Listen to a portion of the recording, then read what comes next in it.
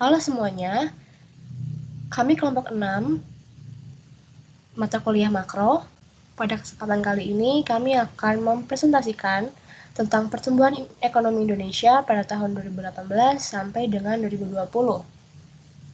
Next slide.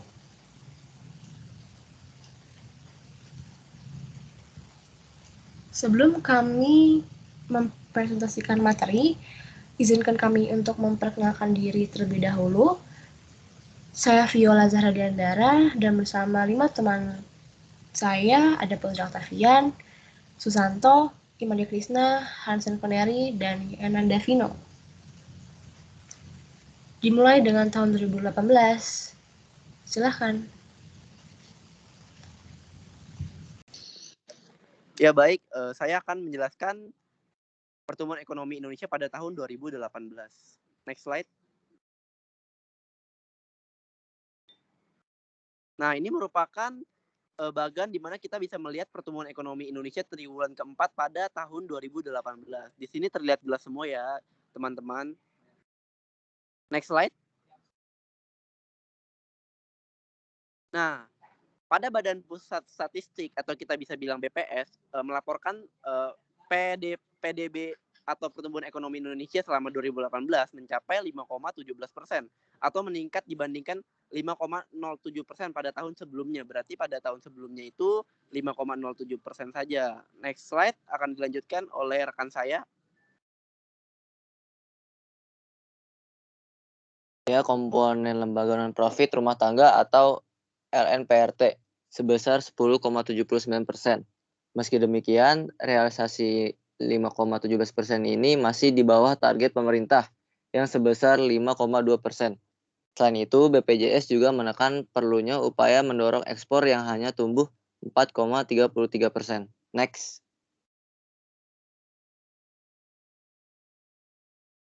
Selanjutnya akan dibawakan oleh teman saya.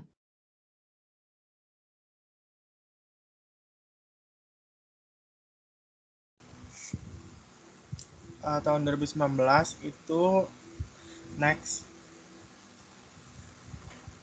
Berikut pertumbuhan ekonomi Indonesia selama tahun 2019.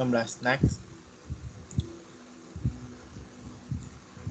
Badan Pusat Statistika menyampaikan bahwa ekonomi Indonesia triwulan 3 2019 dibandingkan triwulan 3 2018 yaitu Y on Y tumbuh 5,02%. Pertumbuhan didukung oleh semua lapangan usaha. Pertumbuhan tertinggi dicapai oleh jasa lainnya sebesar 10,72%, diikuti jasa perusahaan sebesar 10,22%, jasa kesehatan dan kegiatan sosial sebesar 9,19%, dan informasi dan komunikasi sebesar 9,15%. Next. Secara keseluruhan, menurut Kepala BPS, ekonomi Indonesia sampai dengan triwulan 3 2019 situsi ditumbuh 5,04%. Pertumbuhan terjadi pada semua lapangan usaha. Pertumbuhan tertinggi dicapai oleh jasa lainnya sebesar 10,49%, diikuti jasa perusahaan sebesar 10,17%, dan informasi dan komunikasi sebesar 9,27%. Jika dibandingkan dengan triwulan 2 2019 yaitu Q2Q, menurut Kepala BPS, pertumbuhan ekonomi Indonesia mencapai 3,06%. Next. Selanjutnya akan dilanjut oleh teman saya. Berikutnya di sini merupakan dari sisi produksi, pertumbuhan tertinggi pada lapangan usaha pengadaan listrik dan gas sebesar 4,94%. Nah, dari sisi pengeluaran, pertumbuhan tertinggi dicapai oleh komponen ekspor barang dan jasa yang meningkat sebesar 10,87%. Next. Berikutnya merupakan struktur perekonomian Indonesia secara spesial pada triwulan 3 di tahun 2019 masih didominasi oleh kelompok provinsi di Pulau Jawa yang memberikan kontribusi terhadap produk domestik bruto sebesar 59,15%, diikuti oleh Pulau Sumatera sebesar 21,14%, diikuti oleh Pulau Kalimantan sebesar 7,95%, dan Pulau Sulawesi sebesar 6,43%. Sisanya 5,33% disumbangkan pulau-pulau lainnya yang meliputi Bali dan Nusa Tenggara serta Maluku dan Papua, masing-masing sebesar 3,06% dan 2,27%. Sementara itu, Pulau Sulawesi dengan kontribusi sebesar 6,43% memiliki laju pertumbuhan tertinggi. Next, selanjutnya akan dijelaskan oleh teman saya.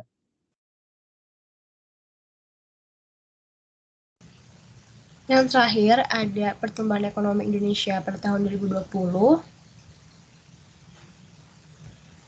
Nah, berikut catatan peristiwa pada triwulan 4 tahun 2020.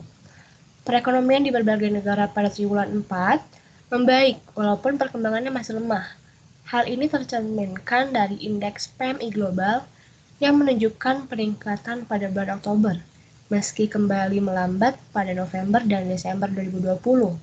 Namun perbaikan ini masih terhambat oleh tingginya kasus COVID-19 secara global.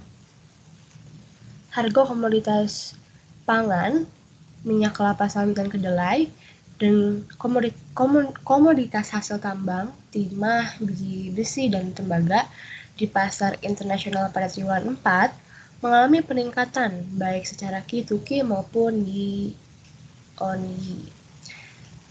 Ekonomi beberapa mitra dagang Indonesia pada triwulan 4 masih terkontraksi. Bisa dilihat perkembangan pertumbuhan ekonomi di beberapa mitra dagang Indonesia, dari Tiongkok, Amerika Serikat, Singapura, Korea Selatan, Vietnam, Hong Kong, dan Uni Eropa. Dan bisa dilihat di sini pertumbuhan ekonomi Indonesia pada triwulan 4 tahun 2020. Sumber dari Berita Resmi Statistik 5 Februari 2021. Pertumbuhan PDB pada tahun 2014 sampai 2020, dan bisa dilihat di sini pada tahun 2020 itu melonjak hingga minus 2,07.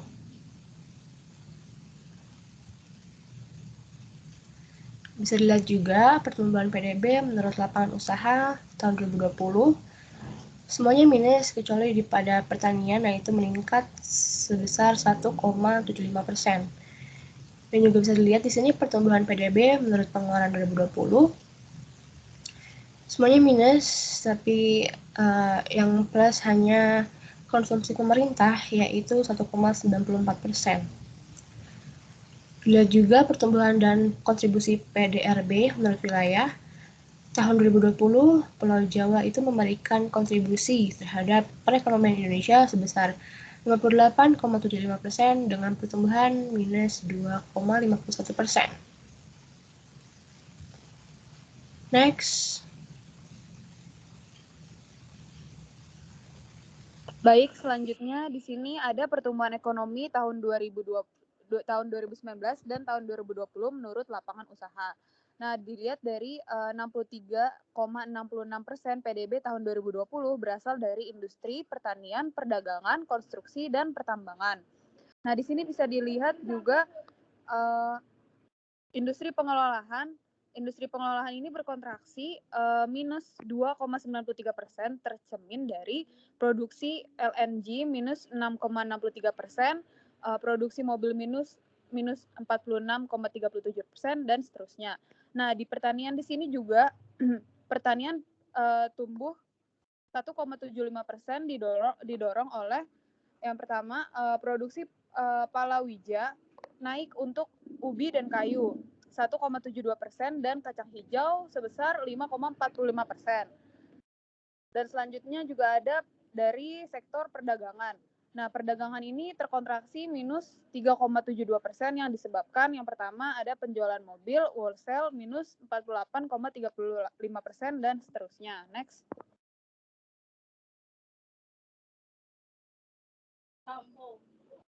Next. Ya benar.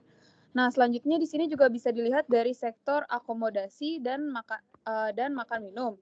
Nah, akomodasi dan makan minum ini turun sebesar minus 10,22% disebabkan yang pertama ada tingkat penghunian kamar atau TPK hotel minus sebesar 39,75%. Yang kedua juga ada jumlah kunjungan wisatawan mancanegara minus 75,03%. Yang terakhir juga ada tutupnya sejumlah hotel dan restoran selama masa pandemi COVID-19. Selanjutnya juga ada jasa kesehatan dan kegiatan sosial.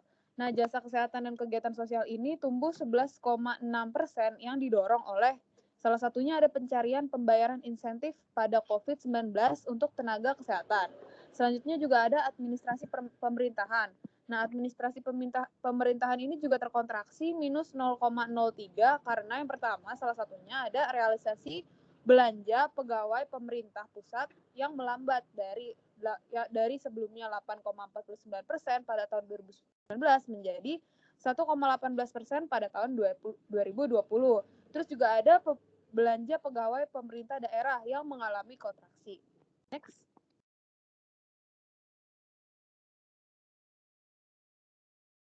Selanjutnya ada sektor pengeluaran konsumsi pemerintah. Nah, perlambatan pertumbuhan konsumsi pemerintah ini disebabkan oleh adanya kelambatan pertumbuhan belanja pegawai pada tahun 2020 ya sebesar 1,18% lebih rendah dibandingkan tahun 2019 atau setahun sebelumnya yang sebesar 8,49%. Nah, selanjutnya juga ada pengeluaran konsumsi rumah tangga. Nah, konsumsi rumah tangga ini juga terkontraksi minus 2,63% yang masih rendah daya belinya masyarakat tercermin dari indikator sebagai berikut. Yang pertama ini ada dari penjualan eceran yang terkontraksi minusnya 12,3%. Terus juga ada impor barang konsumsi yang kontraksinya minus 10,93%. Lalu ada penjualan wholesale mobil dan sepeda motor yang masing-masing sebesar 50,49% dan juga 43,54%. Nah, yang terakhir ada PMTB atau investasi.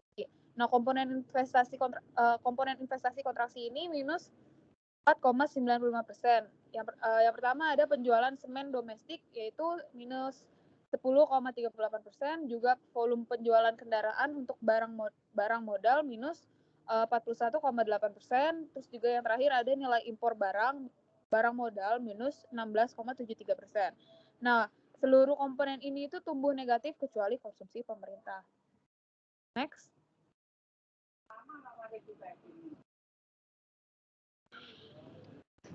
Next. Sekian, terima kasih. Itu dia penjelasan tentang pertumbuhan ekonomi pada tahun 2018 sampai tahun 2020. Sekian, terima kasih.